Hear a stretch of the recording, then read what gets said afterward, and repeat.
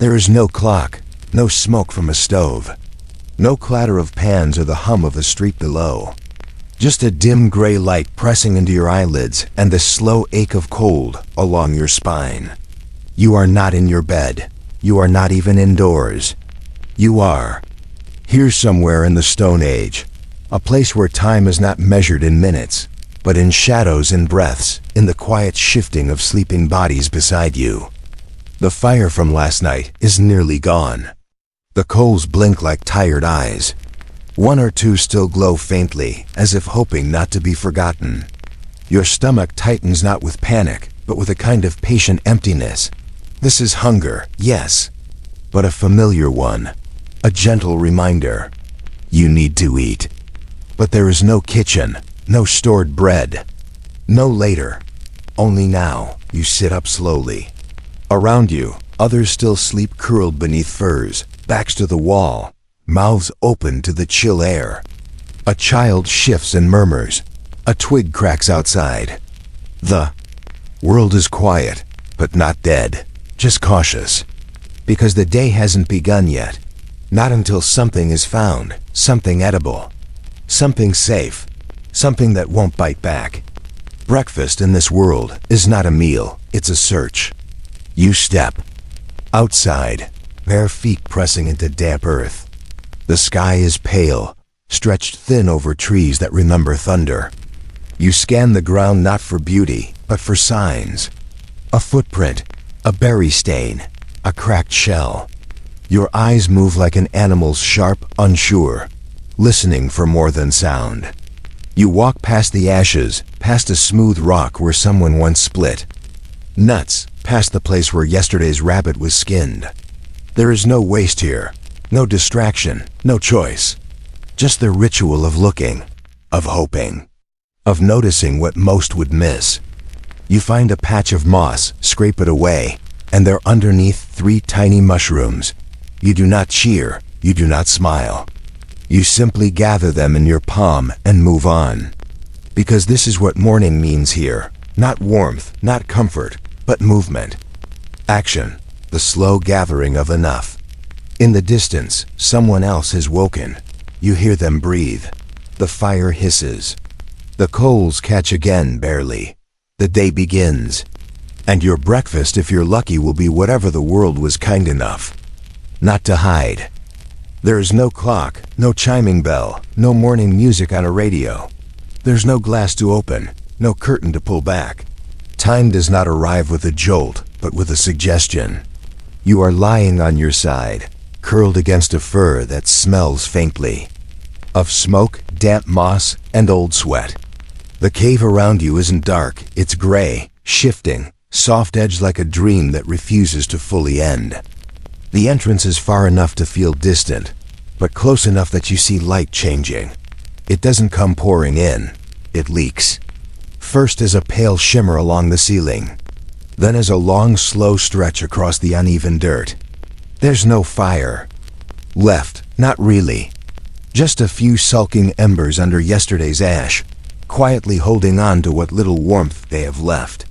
You pull the fur tighter around your shoulders. Cold air licks across your arms. It smells like the outside wet bark, crushed grass, the skin of a sleeping earth. You breathe in, not deeply, but deliberately, as if reminding yourself that yes, you're still here. Around you, others begin to stir not with voices, but with movements. A leg uncurls, a mouth opens, then closes again. Someone's breath catches in their throat. A child makes a small hiccuping sound and rolls over, reaching instinctively for a mother's warmth that has already moved away. You sit up slowly, not because of stiffness, though it is there, but because no one rises quickly here. Every movement is part of something older than routine, older than habit. The world outside is still blue and mist thick. You can hear it breathing, the forest beyond the cave mouth. Birds are not singing, they are watching. They click, they rustle, they whisper in leaf language. A single drop of water falls from a root above and lands in a hollow stone with a sound that feels louder than it should. You stretch your back. Your shoulders crack. There are marks in the dirt from last night's sleeping forms, patterns pressed into dust that will disappear before noon. You run your fingers across the cave wall. It is damp and rough and real. Beyond the mouth of the cave, stones glisten with dew. You can already tell the day will be cold. The fire must be rekindled soon. But before that, you simply watch. You listen. Because the Stone Age doesn't begin with action, it begins with noticing. The sky is not yet gold. The light is still, deciding what kind of morning it wants to be. You catch a glimmer off a bone left near the entrance. A faint track across the soil, maybe from a hair. A piece of bark someone flattened with a rock to dry. The details are small, but this is what survival is made of: fragments, traces, guesses. A shape moves to your left. Someone is already up, maybe searching for dry twigs, maybe just stepping into the trees to relieve themselves. There are no greetings, no good morning. There are glances, there are nods. There is awareness, and you feel it in your ribs. That slow shift from sleep to hunger. Not the kind that growls, but the kind that waits. Breakfast is not ready. It is not even promised. It must be earned, one slow step at a time. But before you stand, you linger. You look around. This cave, this room without walls, has seen you every morning of your life. Its ceiling carries smoke ghosts. Its floor remembers your footsteps. You are not alone, even in silence. Because waking here is not just rising from sleep, it is entering the day like slipping into a cold river. Careful, quiet, fully alert. The world outside is not waiting for you. It is already moving. And you must match its rhythm or be forgotten by it.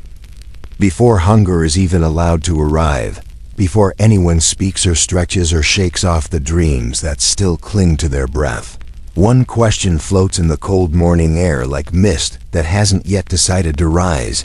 Is there still fire? Not a fire to cook with, not yet. Not a blaze, not comfort. Just something, a glow, a pulse, a heartbeat in the ashes. You move slowly across the cave, your feet crunching against old soot and discarded shells. The spot where the fire once lived is nothing special, a shallow circle of stone, blackened by repetition, rimmed with bits of half-burnt bark and cracked bones. Kneeling there is not ceremonial, it is instinct, survival dressed in habit. You crouch and brush away the top layer of ash with the back of your hand. It's cold. You sift gently, slowly. Fingers push through powder, searching not for warmth, but for memory. And then, if the day is kind, there it is. A faint orange thread buried deep, like a secret that wants to be kept but not forgotten. A coal, a single stubborn breath of yesterday. Refusing to die, you feel it more than see it. A warmth that hums against your skin, delicate as a spider's step. No one cheers, no one claps. But behind you, you hear someone breathe differently, because hope is contagious. Quiet, but sharp. You gather dried grasses saved from days ago and kept in a bundle wrapped tight with sinew. You hold them gently, as if they are already burning. The coal must be treated like a sleeping child disturbed too suddenly. It will vanish. You place the grasses around it, a cradle of tinder and patience. You blow not hard, not fast, just enough to remind the ember that it matters. A thread of smoke rises, thin as hair. You blow again, a glow deepens. And then, the faintest hiss, the smallest flicker. Fire is not born here. It's remembered, reawakened. You coax it into existence, not with power, but with care. The grasses blacken, curl, smoke. And finally, the first lick of flame. It is no taller than your thumb, no brighter than your eyes in shadow. But it is everything. Behind you, the cave begins to change. A child stirs. A woman rolls over, catching the new scent of heat. Shadows shift from blue to gold.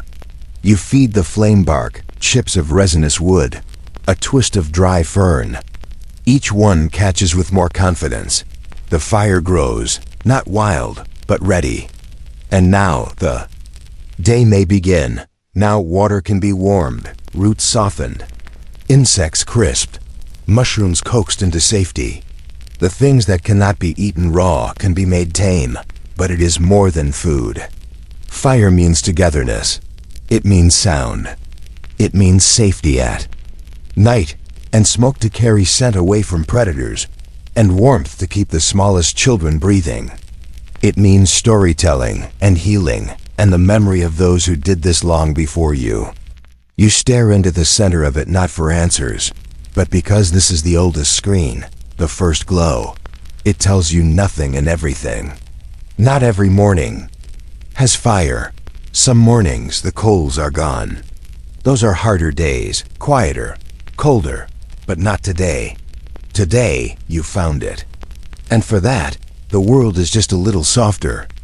Breakfast was never eaten alone, not because anyone said so, but because no one ever did otherwise. You sat not at tables, but on stones warmed slightly by the sun or softened by fur. You did not serve, you offered. You did not wait for permission. You watched for need. The food you had, whether a handful of nuts, a sliver of smoked root, or a scrap of something hunted, was rarely enough for you, but it was always enough to divide. You sat close because warmth was still escaping from the night, and because closeness made silence less heavy. Children came first, not by law, but by memory. The oldest among you passed things down with cracked hands and clouded eyes, their movements deliberate, their palms curved like bowls. No one thanked them aloud. Gratitude was a glance, a nod, a piece given back when the next thing was found. You'd see a child unwrap a folded leaf and discover a cluster of dried berries. They would eat two and pass the rest to a cousin. That cousin would eat one and hand another to someone still waking. There was no counting, no fairness, but no one was forgotten. Even those who had nothing to offer gave space, gave attention, gave a hand held out at the right moment. Around you, the group moved like a quiet rhythm, feet shifting, fingers pointing, heads nodding. You watched and mimicked. It wasn't something you were taught. It was something you became. A young mother dipped bark into warm ash to soften it for her son's teeth. An old man tore a strip of moss with his teeth and placed the chewed half into a trembling hand. It wasn't beautiful, it wasn't clean, but it was survival. You knew who was hungry not by their words, but by how they sat. The ones who sat too still, the ones who didn't look up, the ones who licked their lips more than once. Those were the ones who were given first.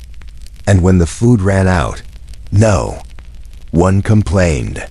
Not because they weren't still hungry, but because they had seen others fed. That was enough. It wasn't about kindness. It wasn't about rules. It was about memory. Somewhere long ago, someone had done the same for you. And now, without speaking it, without even thinking it, you kept it alive. This was how mornings began, with hands reaching out, not up, with eyes that watched more than mouths, with food that touched more than one set of fingers before disappearing. You never remembered what you ate, but you always remembered who you gave it to. Some mornings are different, not colder, not darker, just quieter. You notice it the moment you open your eyes, not because of what you hear, but because of what you don't. No fire crackling, no rustle of leaves being gathered, no soft murmurs of food being shared, passed hand to hand in the gray light. Instead, there is stillness, not sleep, but hesitation. People are awake, but unmoving. Their eyes are open, but not meeting. No one speaks. No one asks. The pouch that once held dried berries is empty. The bark pile has been picked clean.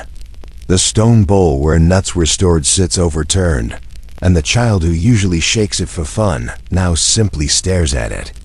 Someone coughs, not sick, just to remind themselves they exist.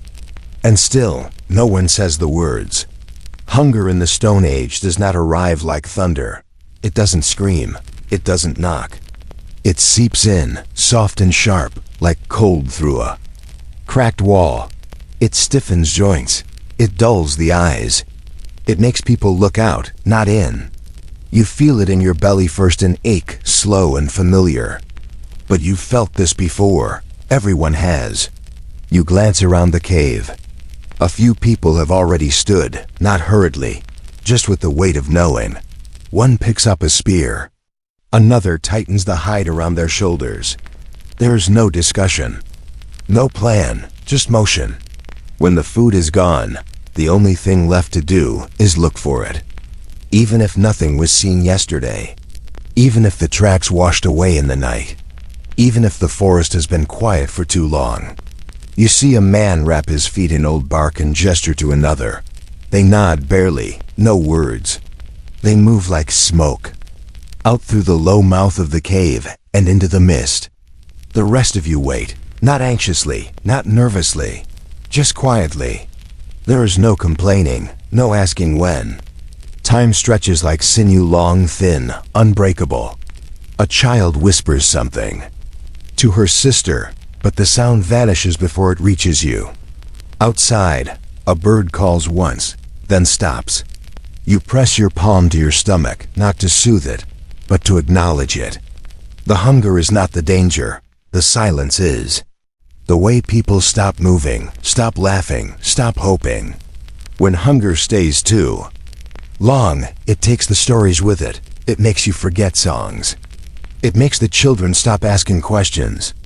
And that is when you realize food is not just fuel. It is memory, it is connection. It is the thing that holds this fragile, cold world together. So when someone finally returns holding a root, or a half-dead squirrel, or nothing at all, you do not rush forward. You do not cheer. You watch. You wait. Because even when the body is starving, the heart remembers dignity. And the worst part of hunger is not the pain. It's the silence it leaves behind. Water was never guaranteed. It was not a given, not a thing that waited patiently in bowls or jars. There were no buckets to fill, no taps to turn. If a stream ran nearby, you were lucky, not because it meant abundance, but because it meant walking. Only a little less far. And even then, the water had to be cold enough to keep the insects away, but not so frozen you couldn't reach it. In the warmer months, small brooks cut through the trees, curling past moss-covered rocks and deer trails, their edges soft and dark with roots. If the morning was good, someone would return with damp hands, a wet cloth, a stone still dripping. But in the colder seasons, when ice locked the stream shut and the snow was hard and dry, you looked elsewhere. You looked beneath stones, between cracked bark, along the shadows where melt might linger. A single drop could take hours to gather. A handful of leaves, folded and left beneath a slow-dripping root, might yield just enough to wet your lips. You would crouch there, watching, waiting, holding your breath as a single bead formed, hesitated, and fell. You caught it in your palm, or in a hollowed shell, or in the curve of your tongue. That drop mattered. More than food, more than fire. Because a body could wait to eat, but not to drink. You learned to sip like a sparrow, to share like an elder. You never wasted it. You never hoarded it. If you found water, you whispered it to someone else, never loud enough to draw too many. Just enough to say, "Come, life is here." On days when no one found any, lips cracked, breaths grew shallow. The youngest cried, and the oldest said nothing at all. But on good mornings when the frost thinned just enough, or when the sun hit a patch of stone just right, someone would shout, not with joy, but with urgency. And you would go, all of you, moving together like thirst with feet, kneeling beside a basin carved by years of dripping. You drank in silence because there was nothing to say.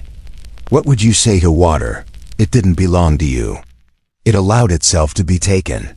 And when it touched your mouth, your throat, your chest, you felt something more than relief. You felt remembered. In this world where the sky often forgot your name, and the cold rarely forgave your weakness. A mouthful of water was more than survival. It was grace. It was warmth wrapped in cold. It was the only thing you truly needed that asked nothing in return. Just the patience to wait for it, the stillness to notice it, and the silence to honor it. That was breakfast, some days not roots, or nuts or meat, just a single sip of something clear. A single sip of life.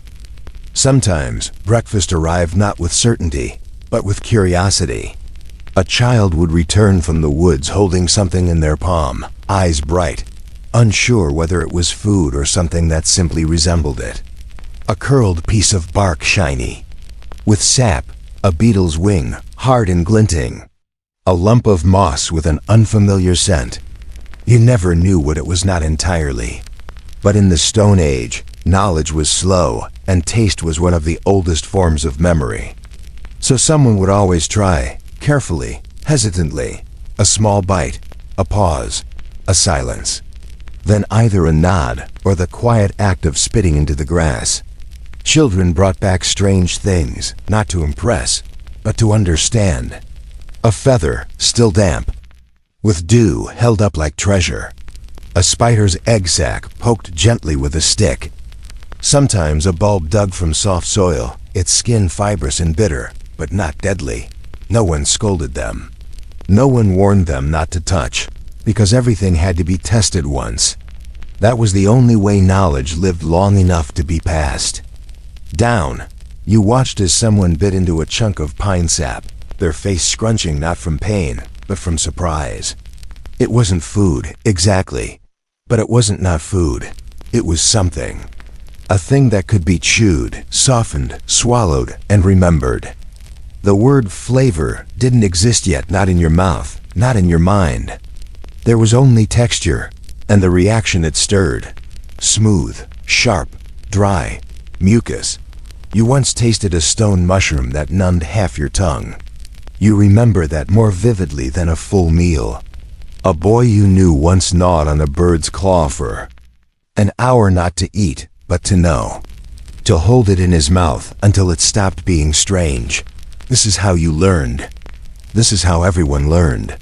By trying, by failing, by watching closely and sharing stories like, "Don't eat the red one near the wet place," or "The small black beetles are better than the shiny green ones." These were your recipes. These were your cookbooks. You didn't cook. You tested. Every strange thing carried a question. Could this be swallowed? Could it help? Could it hurt? And the answer didn't always come right away. Sometimes it came later, as cramps in the belly or silence in the eyes. But sometimes, rarely, it came with strength. With warmth, with the sense that you had found something new. Something edible. Something to carry forward. So you chewed the feather, you scraped the sap.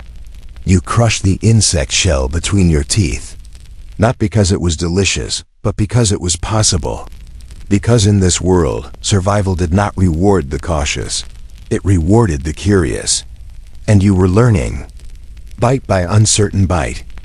No one spoke during breakfast, not because they were told not to, but because the silence itself felt older than language. It settled in the space between people, soft and constant, like the morning fog that never quite lifts. You chewed slowly, not because you wanted to savor the food, but because fast eating meant unnecessary movement, and movement meant energy lost. Every bite was quiet, every swallow deliberate. There was no clatter, no plates to scrape, no cutlery to drop. Just breath and the soft rhythmic press of jaws working through bark, seeds, or dried root. Even children learned early. Food was not the time for questions. There were no stories, no jokes, no greetings. Only chewing and the occasional shifting of weight on a stone seat. You'd hear someone cough once, low and polite, or see a glance exchanged when two hands reached for the same scrap. But words were rare. They cost too much. Energy was precious. Warmth was fragile. Noise could draw animals or worse, other people. And so quiet became instinct, not reverence, exactly. Not fear, Just something more basic. The understanding that survival had no patience for distraction. If something cracked too loudly underfoot, or a child laughed too hard while biting into a nut, all heads would turn. Not angrily, just alert, just aware. The silence was not oppressive. It was natural, like the hush before a snowfall, like the moment just after lightning and before the thunder. You sat close to others, yet apart, united by hunger, not conversation. Food passed from hand to hand with nothing said, only nods or the lift of an eyebrow. When you gave someone your last berry, it was not a gesture of affection. It was just how things were. You watched people eat with the kind of attention that in other lives would be reserved for prayer. The way fingers moved, the way someone tucked a piece of root beneath their tongue to soften it. Even the elders ate slowly, but not out of frailty. They understood the value of every mouthful. In a world where nothing was promised, not rain, not warmth, not tomorrow, each bite was a small defiance. A quiet yes, so you chewed without haste. You swallowed without noise. And when the food was gone, when the last fragment of mushroom or sliver of dried fruit had vanished, you didn't sigh or stand immediately. You simply sat there for a while, feeling the food settle, feeling your breath return to normal. And then, only then, might someone speak, not a sentence. Not even a full thought, just a word maybe, a name, a direction, or nothing at all, because sometimes the silence was enough. In the Stone Age, breakfast wasn't a meal. It was a pause, a moment held between hunger and movement. And in that stillness you remembered what it meant to be alive. There were no clocks in the Stone Age, no bells, no horns, no voices calling out, "Breakfast is over." It ended when it ended, softly, subtly, like a shadow pulling away from a rock as the sun climbed higher. No one stood up first. No one declared. It finished. It simply faded. Someone would place the last bit of bark beside them, instead of in their mouth. Someone else would rub their stomach quietly, not full, just not empty. And another would let out a single long breath, a quiet exhale that didn't ask for anything more. That was the signal. That was how you knew. The chewing slowed. The passing stopped. Fingers brushed crumbs from skin. Bits of husk, of root fiber, of chewed bark were laid gently on the ground or pressed into cracks in the stone. You watched as someone carefully folded a leaf back into itself, as if closing a book with no pages. There was no waste to clean, no table to wipe, just silence. A silence slightly different from the one that came before. A silence with a direction. You didn't rise quickly. You didn't rush. The body was never hurried in the morning. You allowed it to stretch in small movements, one shoulder lifted, one leg shifted. You ran a hand through your hair, not for grooming, but to wake the scalp. You glanced at the cave wall, the mouth of the shelter, the line where light touched. Dirt, no words were said. But the group began to move, together and apart. Some to gather wood, some to check traps, some to sit alone for a while, staring at a tree they had seen 1,000 times. A few remained behind, their thoughts still, caught in the memory of a flavor or the lack of it. You stood slowly. Your knees made a sound. Not a complaint, just a reminder. The ground was always cold, the morning always short, and the day, like the hunger, always returned. The last sign that breakfast had truly ended was a gesture as old as any story. Someone placing a stone, a shell, or an empty pot in the center of where they sat. Not as an offering, not as a marker, just a small final note. This was where it happened. This is where we were. You did the same. A bit of cracked nut, a bark sliver, a bone fragment whitened by fire. It stayed behind when you walked away. Like all things. Because in the Stone Age, nothing lasted, not warmth, not flavor, not comfort. Only moments, only echoes. And the small, scattered objects left in the dust to say, we ate here, we lived here. We moved on. You are falling asleep now. Your room is quiet, your blanket warm. But somewhere, long before your name existed, a child woke under stone. Not to birdsong, not to sunlight, but to the gentle ache of an empty belly. There were no alarms, no breakfast tables, no promises. Just the cold breath of morning and the soft indifferent whisper of wind brushing past the cave mouth. The child sat up slowly, limbs stiff, eyes still filled with the night. Around him, others slept, curled beside fading embers. The fire was nearly gone, but the hunger was not. Quietly, so as not to wake the others, he rose, careful not to disturb the woven bark mat beneath him. His breath was visible, his hands small and cracked. He walked without shoes, his feet calloused, his steps rehearsed by seasons. And then, just outside, beneath a stone darkened by dew, he saw it, movement, a beetle, slow and unaware. He reached down, not with fear, not with disgust, but with instinct. Turned it over, held it to the light. Would it feed him? He didn't know, but he had to try. Because morning, even then, even in the deep beginning of the human story, was never just about food. It was about hope. A fragile, simple hope that something, anything, might carry him to the next sunrise.